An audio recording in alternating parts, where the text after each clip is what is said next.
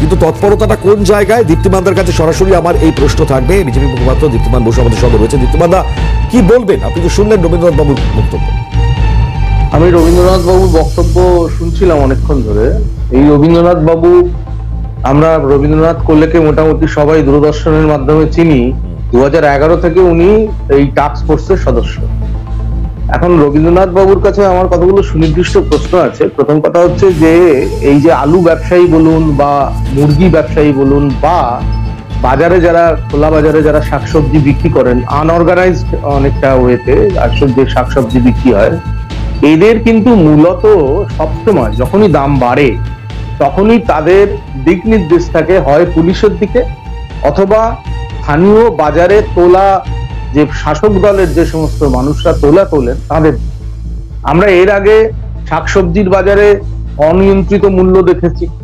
এই যে রবীন্দ্রনাথ বাবুরা বলছেন না যে আমরা টাস্ক, মানে সেই সময় মমতা বন্দ্যোপাধ্যায় মুখ্যমন্ত্রী যে টাস্ক ফোর্স বিভিন্ন সময় গঠন করেছেন, এটা আমরা 2011 থেকে এই খেলাটা দেখছি যে একবার করে দাম বাড়ে, তারপরে একটা টাস্ক ফোর্স গঠিত হয়, তারপরে কিছুটা দাম নিয়ন্ত্রণে আসে, তারপরে যে যার মতন করে চলে। এবার দীপ্তিমানদা বা নয়া সংগঠন বেচারা মান্নার উপর দায়িত্ব, কৃষিমন্ত্রী প্রদীপ মজুমদারকে দায়িত্ব।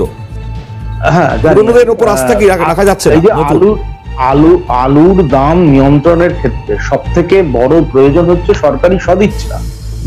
সরকারি সদিচ্ছা যদি ঠিক না থাকে, সরকারের প্রশাসন যদি ঠিকঠাক কাজ না করে, আপনি দেখুন না আজকে কৃষক কি তার সঠিক মূল্য পাচ্ছে? কৃষকরা মূল্য পাচ্ছে না। এটা আমরা দীর্ঘদিন দেখেছি, বামফ্রন্টের সময়ও দেখেছি যে চাষি ফোরে কাস্টমার, মূল প্রফিটটা কিন্তু কৃষকের কাছে থাকে না, মাঝখানের যারা ফোরে তারাই নিয়ে চলে যায়। কিন্তু দাদা, আমার একটা উদ্বেগ দেখা যাচ্ছে, কলকাতায় যদি আলু 35 থেকে 45 হয়, বীরভূমে সেই আলু 55 থেকে 60 কি করে হতে পারে?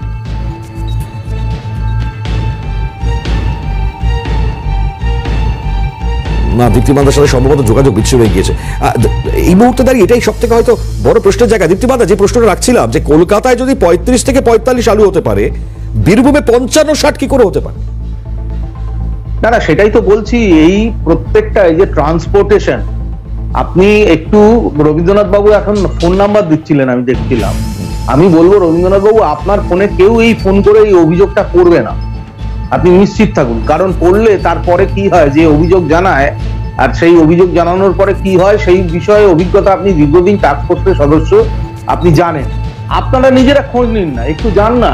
এই যে হাইওয়ে গুলো আমাদের স্টেট হাইওয়ে আছে বা আমাদের যে ন্যাশনাল হাইওয়ে গুলো দিয়ে বিভিন্ন জেলাতে যে পণ্য সরবরাহ করা হয়, সেখানে পুলিশের ভূমিকা একটু দেখুন না, আপনারা গিয়ে দেখুন না, নিজেরা দেখুন।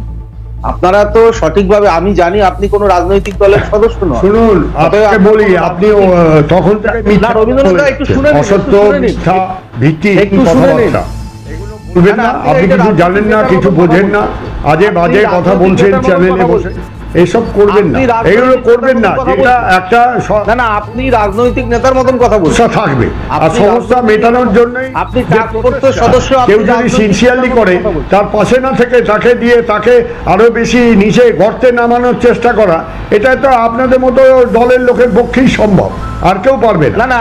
মুখ্যমন্ত্রী কালকে আমরা 2 ঘন্টা ধরে এতক্ষণ ধরে আপনার কথা শোনার ধৈর্য নেই, আপনার সাধারণ মানুষের কথা শোনার ধৈর্য নেই।